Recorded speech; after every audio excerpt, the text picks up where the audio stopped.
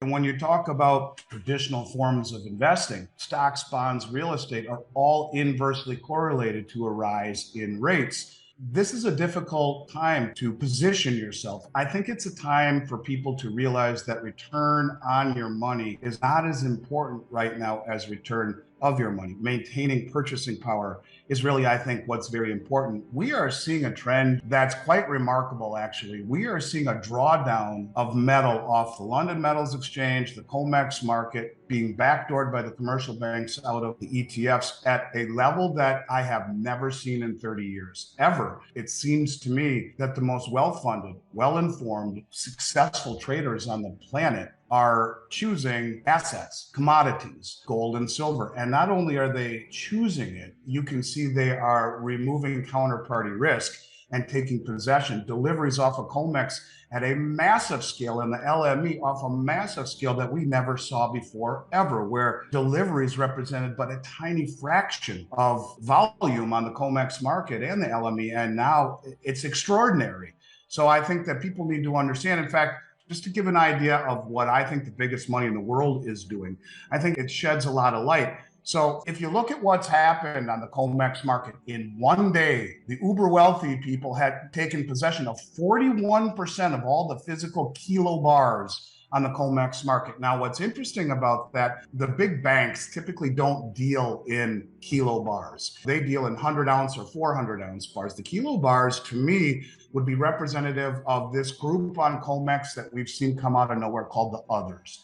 Now, there's a report that is published by the COMEX every week. It's called the Commitment of Traders. And for my entire career, it showed the positioning of the commercial banks versus the positioning of the hedge funds called the specs. And then out of nowhere, over the last few years, we've seen the rise of this group called the others. And they're believed to be sovereign wealth funds and family offices. They are the most sophisticated private investors in the world.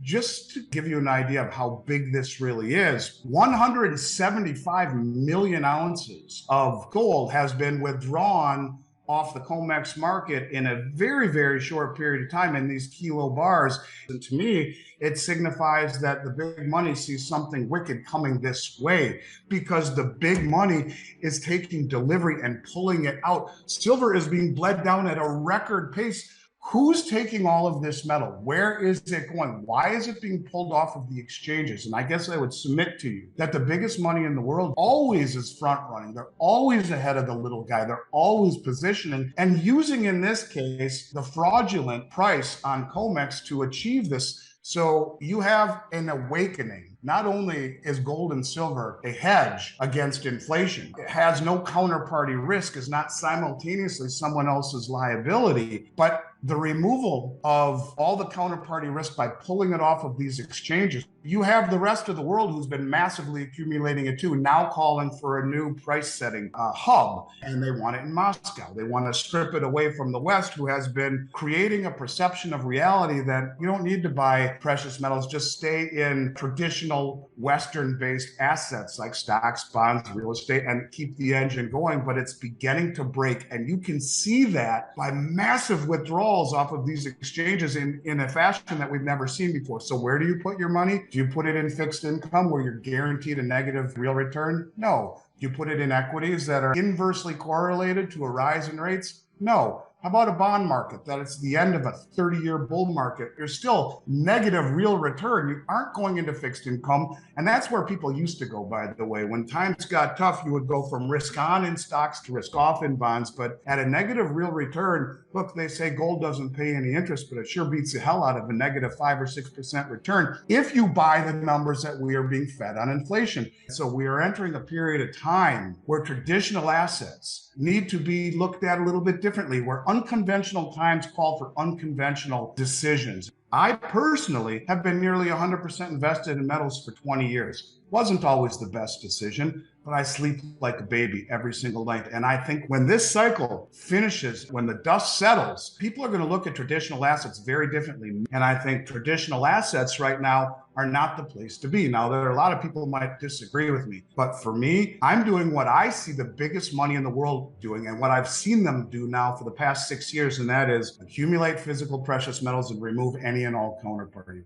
When you take a look at inflation as a whole, as a problem, we have to make the assumption or the understanding that the inflation numbers that we are being fed are arguably false. It's in the vested interest of the Bureau of Labor Statistics and the powers that be to show us numbers that understate inflation considerably. And you can take a look at the National Bureau of Economic Research, who came out with they're a Washington-based think tank, and they came out with a report in July when inflation measured by the CPI was 9%. And they said, look, if we took the 13.6% inflation of June of 1980 and applied the same metrics that are being applied today, that number would actually be 9%. Basically what they're saying is that our inflation, any way you look at it, is at least 50% greater, if not much more.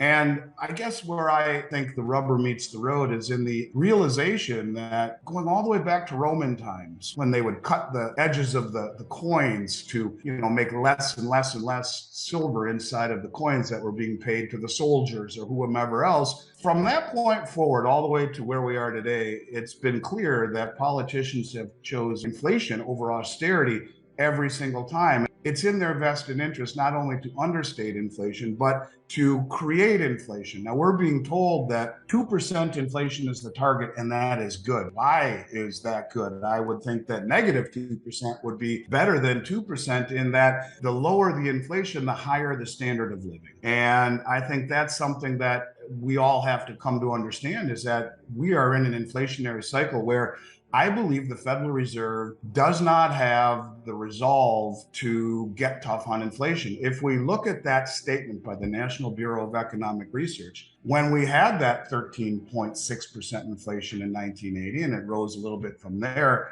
the then Fed chairman, Paul Volcker, raised the federal funds rate to 19.75%. That's getting tough on inflation. The real problem is that we have a balance sheet that has exploded on the Fed side to $9 trillion, all of it in interest rate sensitive investments that have suppressed interest rates and created an environment where you have distortions in asset prices, substantially distorted. And so I guess my premise is that the Federal Reserve has no intention of getting tough on inflation. And if it's up to them, it will be death by hyperinflation before it's death by depression, because as rates rise, as the antidote to higher inflation, the inversely correlated effects of stocks, bonds, and real estate, inversely correlated, those rise in rates will be a spiritual, religious experience for people in this country. And I think they don't want that to happen. Just the inverse correlation in all of these markets to rising rates is enough to make, I believe, the Fed punt on getting tough on inflation. I think that inflation is something that is really the biggest problem here domestically, because the only way to fix it is to raise rates. And the act of raising rates is something that will blow things up in this economy to a level that most people have no understanding for and are not prepared for.